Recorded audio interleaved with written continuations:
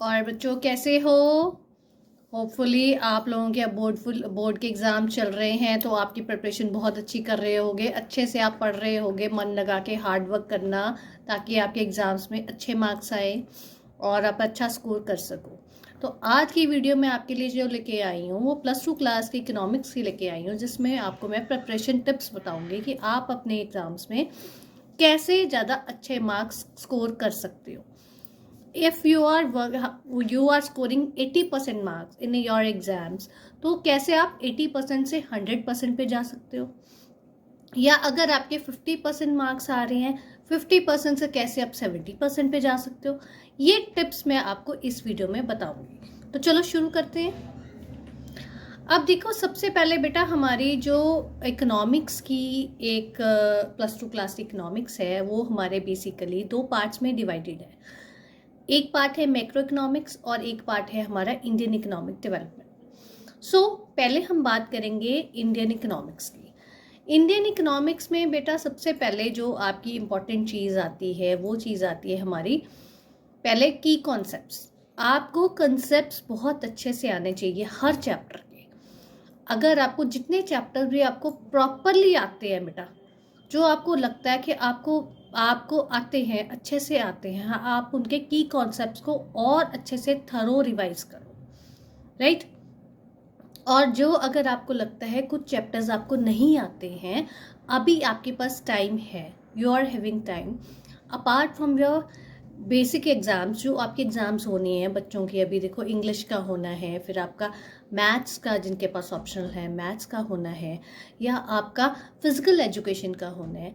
वो एग्ज़ाम्स के बीच में आप 1 आवर और 2 आवर्स के लिए आप अपनी इकोनॉमिक्स को दे सकते हो।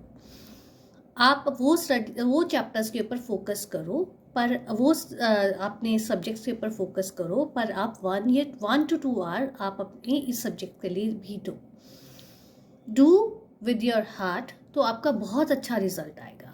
अब ये देखो, सबसे पहली चीज़ है हमारी की कॉन्सेप्ट्स। मैक्रो इकोनॉमिक्स में आपके कॉन्सेप्ट्स बहुत अच्छे क्लियर होने चाहिए, आपको आना चाहिए, पता होना चाहिए कॉन्सेप्ट्स इसमें क्या चीज़ क्या बोल रही है।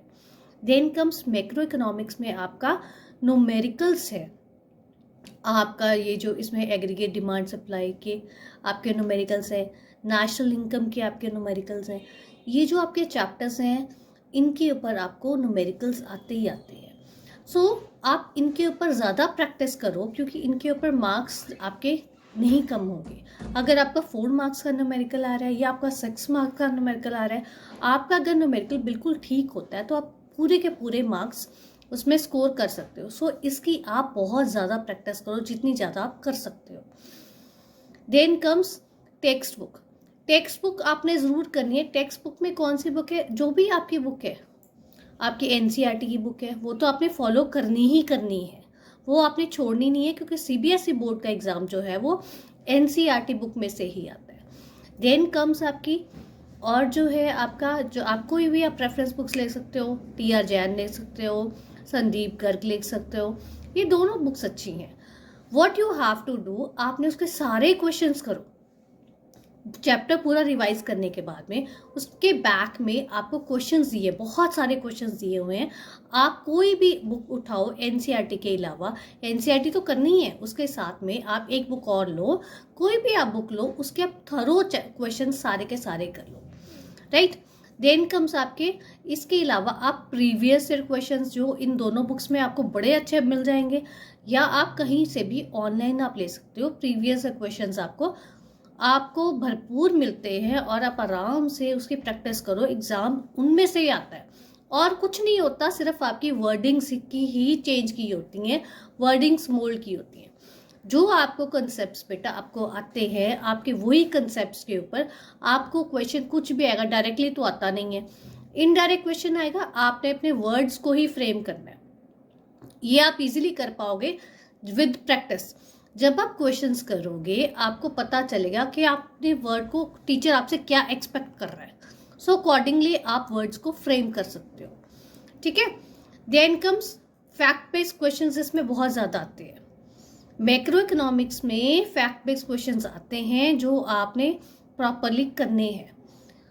आजकल अब जो लेटेस्ट आपका सिलेबस आया उसके बीच में जो लेटेस्ट टाइप के क्वेश्चंस आ रहे हैं वो ट्रू फॉल्स भी आ रहे हैं।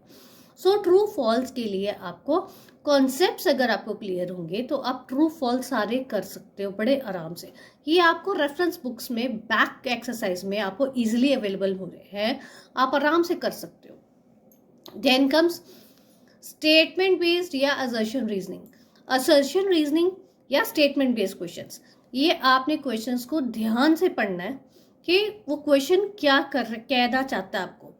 इसको आप इजीली इंटरप्रेट कैसे कर सकते हो, आप क्वेश्चन पढ़ने के बाद में इसको आप अपनी मदर टंग में इसको ट्रांसलेट करो, उसके बाद में आप देखो कि आपका क्या आंसर बन रहा है।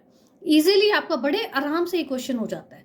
मैं इतने सालों से देख रही हूँ और मैंने बच्चों को जो पहले बच्चे जैसे क्वेश्चंस करते थे उसके बाद में उनको सिखाया मैंने कि आप अपनी मदर टंग में ट्रांसलेट करो, उसके बाद में आप उस क्वेश्चन को अटेम्प्ट करो, तो वो बच्चे बहुत अच्छा कर पा रहे हैं और उनके असर्शन रीजनिंग के या स्टेटमेंट बेस्ड क्वेश्चंस उनके रॉन्ग नहीं होते।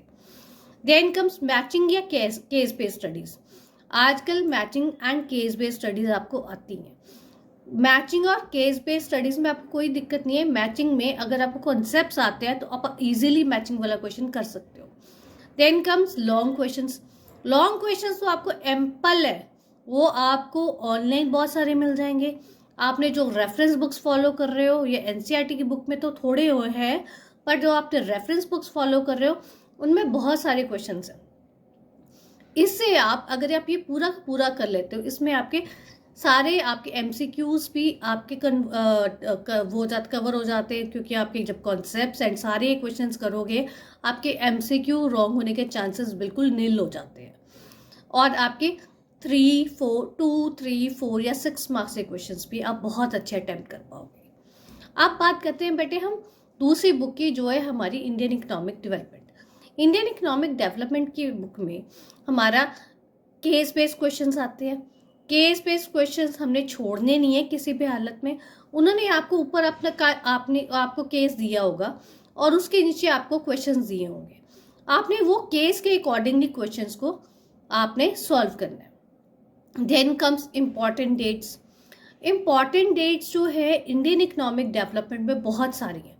मैं आपको इसी वीडियो की डिस्क्रिप्शन बॉक्स में आपको मैं एक लिंक शेयर करूंगी जिसमें सारे के सारे इंपॉर्टेंट डेट्स जो आपके इंडियन इकोनॉमिक डेवलपमेंट के वो उसमें कवर हो जाएगी। ये बेटा जो आपको मैंने इसमें लिंक भेजना है उसकी आप सारे के सारे आप प्रिंट आउट्स निकलवा सकते हो, सो डैट इंपॉर्टेंट डेट्स जो आपको 1 मार्क क्वेश्चन में आएगी आप वो सॉल्व कर सकते हो। अगर आपको 3, 4 या 6 मार्क्स का क्वेश्चन है उनमें भी कई बार यूज हो जाता है। अब जैसे मान लो आपको एग्जाम में क्वेश्चन आ गया नाबार्ड बैंक के ऊपर कि नाबार्ड बैंक के ऊपर नोट लिखना है। सो वो सेटअप कब हुआ था, वो 1982 में सेटअप हुआ था। सो आप उसमें नोट में आप वो लाइन लिख सकते हो जो आपको इम्पॉर्टेंट डेट्स जो है जो मैंने आपको लिंक में भेजी है। सो ये चीजें आप इजीली कर सकते हो। देन कम्स आपकी डेटा बेस्ड क्वेश्चंस। अब ये देखो बेटा जो हमारा ये डेटा बेस्ड क्वेश्चंस है, जो आपका कंपैरेटिव एनालिसिस है ना, इंडिया, चाइना एंड पाकिस्तान, इसके बीच में आपको डेटा बेस्ड क्वेश्चंस आता है। या आपको जो है ये चैप्टर जो आपका एम्प्लॉयमेंट का है उसके बीच में भी आपको डेटा बेस्ड क्वेश्चंस आ जाते हैं। तो इन क्वेश्चंस को आपने कुछ नहीं करना, 3 या 4 मार्क्स का क्वेश्चन आता है, ये आपको एनालाइज या प्रेजेंटेशन बोलते हैं। तो आपने जो आपको डेटा दे रखा है आपने उसको ही प्रॉपरली एनालाइज करके बताना है और उसको प्रेजेंट करना है। नेक्स्ट थिंग जो आपको एग्जाम्स में आती है वो आती है picture based questions. Picture based questions में क्या है, आपको एक पिक्चर दी होगी एंड आपने आइडेंटिफाई करनी है वो पिक्चर किस चीज की है, देन अकॉर्डिंगली आपने उसके ऊपर जो उन्होंने क्वेश्चंस पूछे हैं आपने वो आंसर देनी है। सो अगर आप ये पूरा का पूरा जैसे मैंने आपको बताया आप इसको प्रॉपरली कर लेते हो, then you can easily get, if you are getting 80% marks, then you can get 95 to 100% marks. और बेटा अगर आपको 50% मार्क्स पे आ रहे हैं तो आप 70% पे आप जा सकते हो, थोड़ी सी मेहनत और कर लो, राइट। अब ये देखो इसमें क्या है, आपको नॉर्मली आपको जो पेपर में क्वेश्चंस आ रहे हैं वो आपको इनडायरेक्ट क्वेश्चंस आ रहे हैं, वो आपको डायरेक्ट क्वेश्चंस बहुत कम आते हैं। तो इनडायरेक्ट क्वेश्चंस में क्या करना है, उसमें आपने कंक्लूजन ज़रूर लिखना है। कंक्लूजन बहुत इंपॉर्टेंट है। अगर आप कंक्लूजन नहीं लिखते हो तो आपका 1 मार्क कट हो जाता है। सो इन इनडायरेक्ट क्वेश्चंस में आपने कंक्लूजन लिखना ही लिखना है। अगर आपको मान लो क्वेश्चंस आ रहा है जो डू यू एग्री, कई बार आता है ना क्वेश्चन, नॉर्मल आता है 3-4 मार्क्स का आता है कि डू यू एग्री में आपने, जो मैं देख रही हूँ इतने सालों से बच्चे जो है वो आंसर लिख देते हैं but they never express their words by saying yes और नो। तो जो आपने आंसर स्टार्ट करना है वो आपने येस और नो से स्टार्ट करना है कि आप एग्री कर रहे हो या नहीं कर रहे हो, ठीक है। उसके बाद में आपको इनडायरेक्ट क्वेश्चंस में जस्टिफाई का आंसर क्वेश्चन आ जाता है, या आपको डिफेंड और रिफ्यूट का क्वेश्चन आ जाता है। और जो भी ये क्वेश्चंस आते हैं इनमें आपने कंक्लूजन जरूर लिखना है, उसका आपको मार्क्स मिलते हैं, ठीक है। एंड अनदर थिंग जो मैं आपको बताना चाहूँगी जो आपके लिए बहुत इंपॉर्टेंट है वो है वे ऑफ प्रेजेंटेशन, कि आप कैसे प्रेजेंट करते हो अपने आंसर को। जितना साफ सुथरा अच्छा प्रेजेंट करोगे, जहाँ पे आपके ग्राफ्स आ रहे हैं वहाँ पे आप ग्राफ्स बनाओगे। जिस क्वेश्चन में आपको लगता है ग्राफ यहाँ पे हमारा बन सकता है वहाँ पे आपने ग्राफ ज़रूर बनाना है, वहाँ पे उसको थोड़ा सा आपने एक्सप्लेन करना है। आपकी स्टार्टिंग क्या है, अगर मान लो आपको कोई 6 मार्क्स का क्वेश्चन आ रहा है, आपको नहीं आता उसके बाद में बहुत ज़्यादा लिखना, नहीं पता है, तो कोई बात नहीं, डरना नहीं है। आपने क्या करना है, पहले उसके बारे में जो आपको बेसिक आइडिया मिला ना, पता है, वो लिख लो। गलत मत लिखो पर वो लिख लो, और उसके बाद में उसको प्रॉपरली आप प्रेजेंट करो, तब आपको मार्क्स अच्छे मिल जाएंगे, ठीक है बेटा। होपफुली आपको ये वीडियो अच्छी लगी होगी और आप अपने एग्जाम से बहुत अच्छा एक्सेल कर पाओगे। So if you like this video, you do like it and share it with your friends. Thanks for watching. गुनीश हो गया।